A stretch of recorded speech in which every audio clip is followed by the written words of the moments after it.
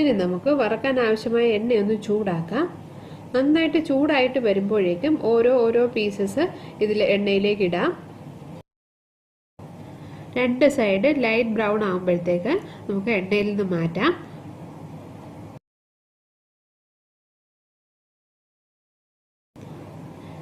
അടുത്തത് ഇതേപോലെ ഒരു അല്പം ചപ്പാത്തിയേക്കാളും വലിയൊരു റൗണ്ട് ആക്കി എടുത്തതിന് ശേഷം പരത്തിയിട്ട് നമുക്ക് ഇതുപോലെ ചെറിയ സർക്കിളായിട്ടൊന്ന് കട്ട് ചെയ്തെടുക്കാം.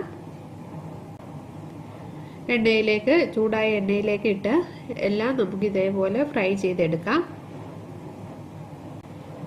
എണ്ണയിലേക്ക് ഇടുമ്പോൾ അഥവാ ഇത് കറക്റ്റായിട്ട് പൂരി പോലെ ഷേപ്പിൽ വന്നില്ലെങ്കിൽ ചെറുതായിട്ടൊന്ന് പ്രസ് ചെയ്താൽ ചെറുതായിട്ട് പൂരി ഒന്ന് പ്രസ് ചെയ്താൽ എല്ലാം കറക്റ്റ് പൊങ്ങി വരും. ഇപ്പോൾ നമ്മൾ പാനിപൂരി എല്ലാം റെഡിയാക്കി എടുത്തിരിക്കുകയാണ്. വളരെ ഈസിയാണ്.